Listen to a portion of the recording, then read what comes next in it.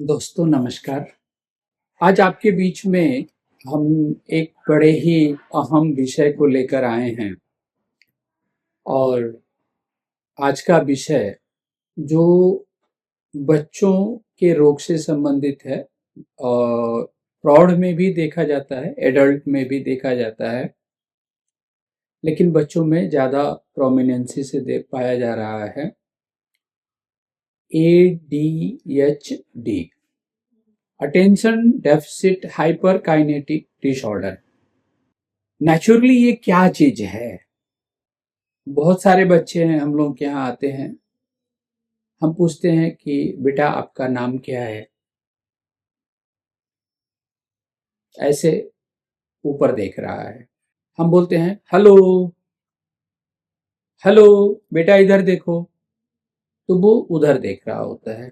Means कहीं ना कहीं जो उसका कंसंट्रेशन है, जो उसकी रिएक्टिविटी है, उसमें डिफिशियंसी है।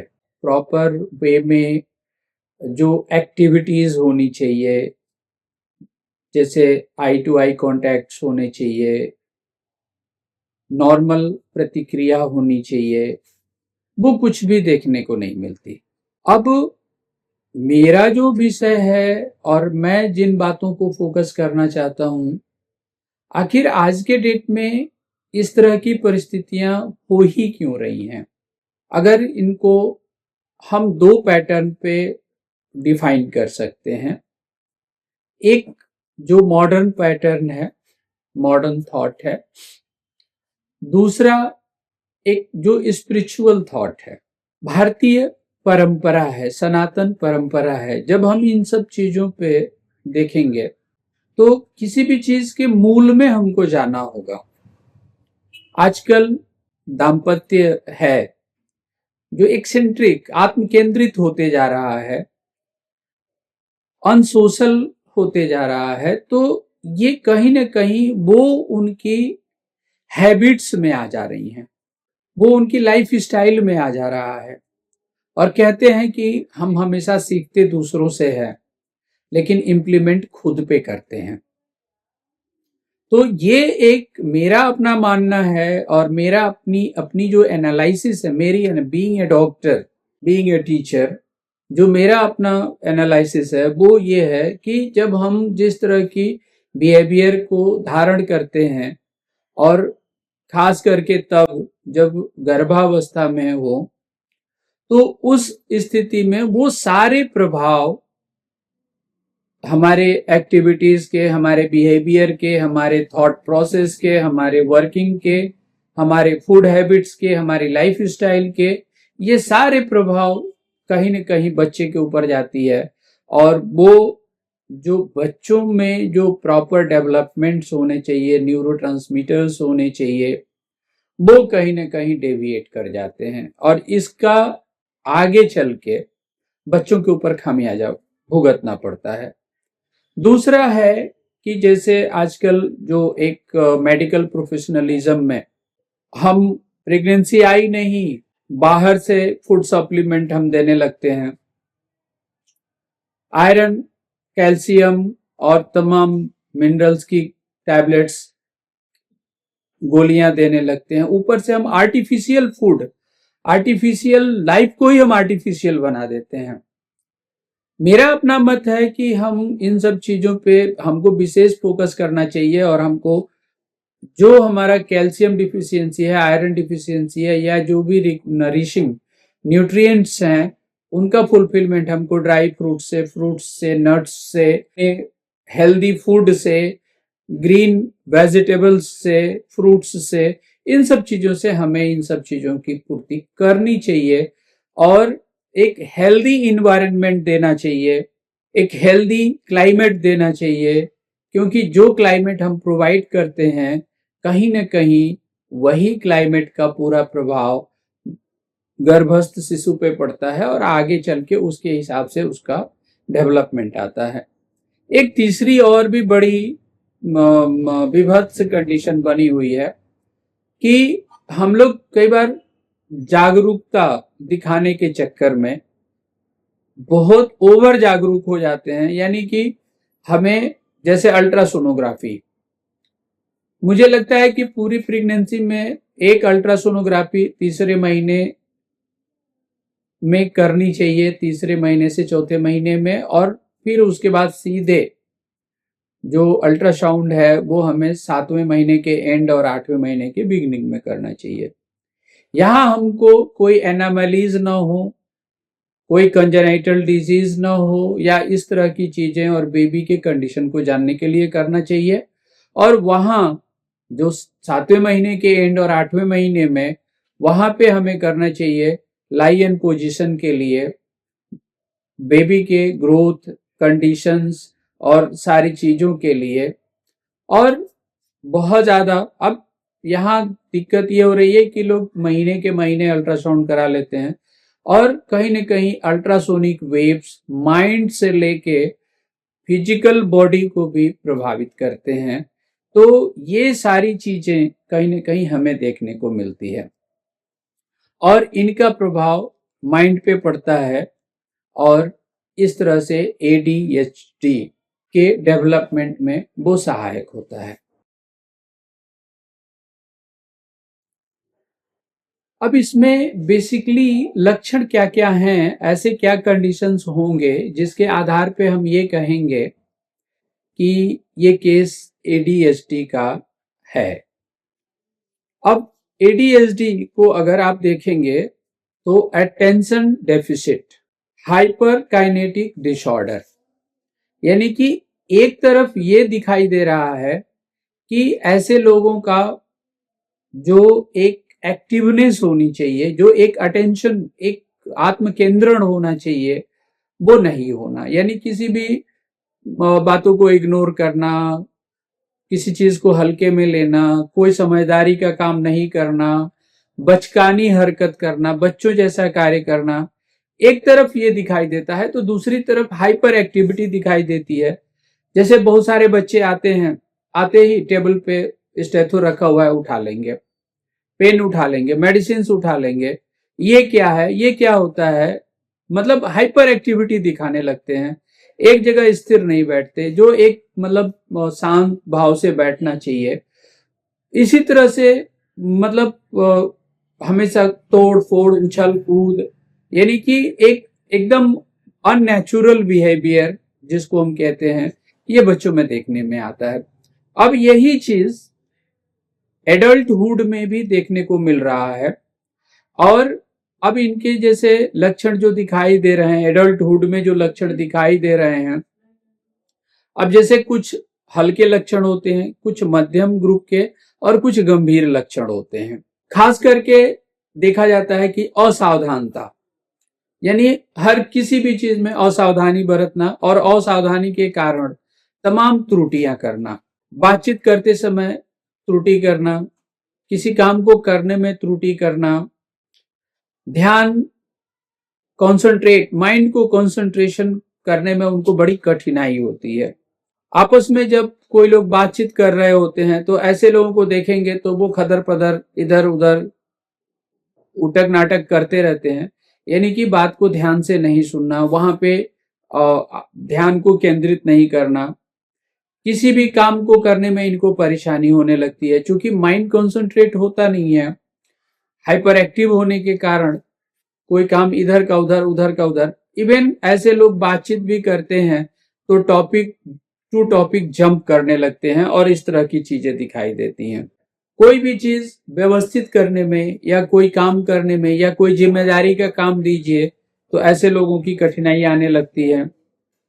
कोई भी थोड़ा सा हार्ड वर्क हो, थका देने वाला वर्क हो, तो ऐसा वर्क वो करना नहीं चाहते, उन सब कामों से बचना चाहते हैं। किसी भी चीजों को खोने में, गलत जगह रखने में, या कोई भी चीज रख करके भूल जाना, कहाँ रख दिए, क्या रख दिए, इस तरह की प्रवृत्ति डेवलप हो जाती है। ऐसे लोगों का मन आसानी से विचलित हो जाता है, और अपनी दैनिक दिनचर्या में भुलक्कड़पन, सब्जी लेने गए हैं, सब्जी वाले को पैसा दे दिए और सब्जी का झोला छोड़ के घर चले आए। जब घर आने के बाद पता चला तो पता ही चला, ओ माय गॉड, फिर दौड़ के जाता है, जा करके वो अपना लेके आता है। तो इस तरह की चीजें ये डलनेस के कंडीशन में है। अब वही चीज अति सक्रियता, जब माइंड हाइपर एक्टिवनेस जहां पे आ जाती है, तो वैसे में देखा जाता है कि ऐसे लोग एक जगह स्थिर नहीं रह पाते, बहुत ज्यादा बेचैनी लगी रहती है, हमेशा बेचैन रहते हैं। कोई भी अपेक्षित जगह पे बैठना है या कहीं लाइन क्यू में खड़ा होना है या ऑफिस में जाना है, तो फिर इनके लिए वो काम असह्य हो जाता है। बेचैनी बना रहना, कोई भी काम चैन से स्थिरता से न करना, कोई भी काम स्थिर भाव से चुपचाप बैठ के करने में ऐसे लोगों को परेशानी होती है। ऐसे लोगों की जो सामान्य गतिविधियां होती हैं वो बहुत ही उच्च हो जाती हैं, मैंने बड़ी हाइपर एक्टिव, बात करने में भी बेकार की बातें और बहुत ज्यादा बात करना, बात बनाना, बातचीत में संयम का न होना, यहाँ तक कि जैसे मान लीजिए अगर 2 3 4 लोग आपस में संवाद स्थापित कर रहे हैं, तो वैसे में ये लोग बीच बीच में टपक पड़ते हैं। जैसे आजकल देखेंगे ना टीवी डिबेट में कुछ लोग होते हैं जो सबके बीच में बोलेंगे और नहीं बोलेंगे तो जैसे लगेगा कि उनका खाना ही नहीं पच रहा है। तो इस तरह से तमाम सारी चीजें रहती हैं। और ऐसे लोगों में एक जो बहुत बड़ी समस्या होती है वो ये होती है कि जो परिस्थिति जन्य स्थितियां होती हैं वो इनको समझ में नहीं आती हैं। जहां गंभीरता है, मातम पकड़ा हुआ है, सारा चीज है, वहां जाके हा हा हा करने लगेंगे। जहां आपस में हंसी मजाक है वहां जा करके रोने गाने बजाने लगेंगे। तो इस तरह की चीजें देखने को मिलती हैं। अब सबसे बड़ी चीज क्या है कि ऐसी कंडीशंस डेवलप ही क्यों होती हैं।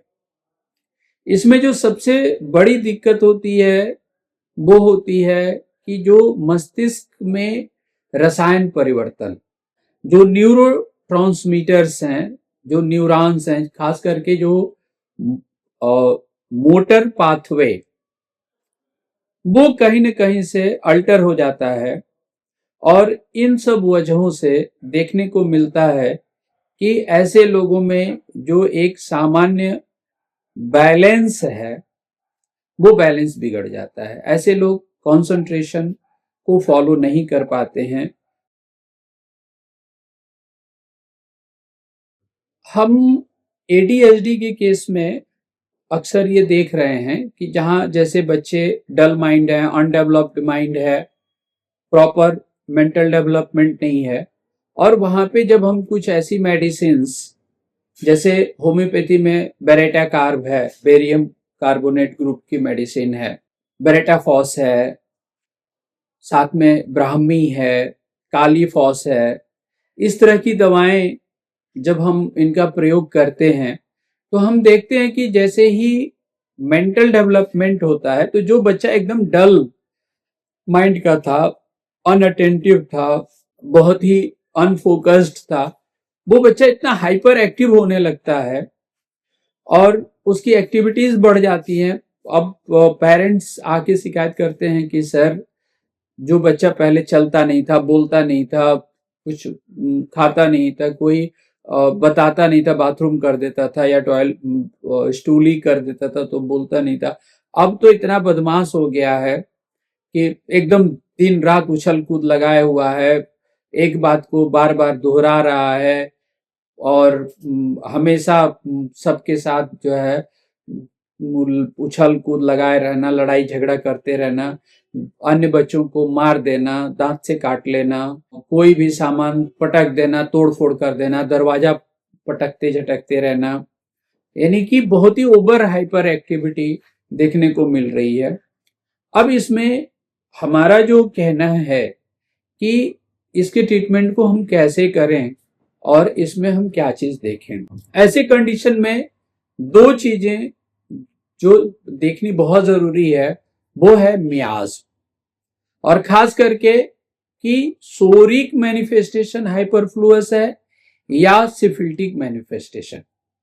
चूंकि सोरा और सिफिलिस या कॉम्बिनेशन में ट्यूबरकुलर डायथेसिस इन्फ्लुएंस्ड होता है, ऐसे कंडीशन में हमें बहुत सावधानी पूर्वक पहला तो पेरेंट्स का कंप्लीट प्रॉपर केस प्रोफाइल बनानी होगी, फादर मदर की, और उनकी फैमिली हिस्ट्री लेनी होगी।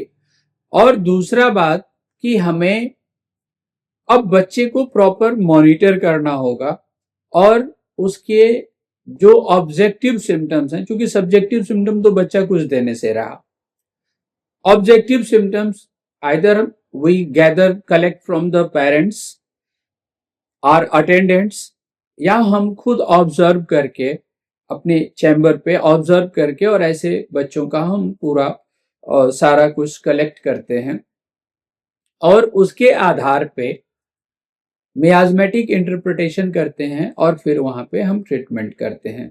ऐसे केसेस में अक्सर जो देखने को मिलता है मियाज्मेटिक लेवल पे, तो हम tuberculinum, syphilinum, merc sol, hyoscyamus, phosphorus, baryta group की मेडिसिन, कैलकेरिया ग्रुप की medicine, natrum murs, agaricus muscarius जहां पे फैमिली हिस्ट्री ट्यूबरकुलर है और late learning to talk and walk both है, प्लस बेरेटा ग्रुप में जब हम ड्वार्फिसनेस को देखते हैं, और ड्वार्फिज्म कहते हैं कि dwarf from single part of body और the body as a whole, or physical dwarfism और mental dwarfism, or both physical and mental. तो इन सभी चीजों को अगर हम प्रॉपर वे में देखें और इनको प्रॉपर वे में मॉनिटर करें तो हमें एक सेलेक्टेड दवाएं मिल जाती हैं। और कॉन्स्टिट्यूशनली जब हम सिमिलिमम 1 का सिलेक्शन कर लेते हैं तो उसके आधार पे थोड़ा लॉन्ग ट्रीटमेंट हमें फॉलो करना पड़ता है, और ऐसे केसेस में हम लॉन्ग ट्रीटमेंट करके ऐसे बच्चों को हम इम्प्रूव करा सकते हैं। जो मियाज्मेटिक बैरियर है उस बैरियर को देखते हुए उसको एंटी मियाज्मेटिक थेरेपी देते हुए हम प्रॉपर तरीके से जरूर कर सकते हैं। ऐसे में फैमिली हिस्ट्री बहुत इम्पोर्टेंट रोल अदा करती है, क्योंकि मदर के साथ जो उसका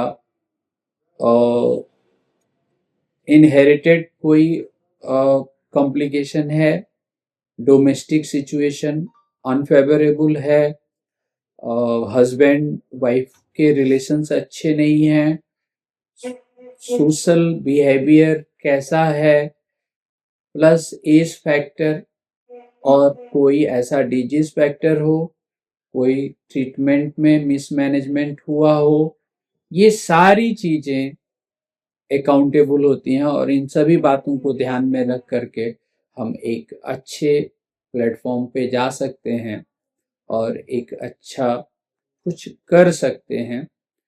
ऐसे में आज का वीडियो हम यहीं समाप्त करते हैं।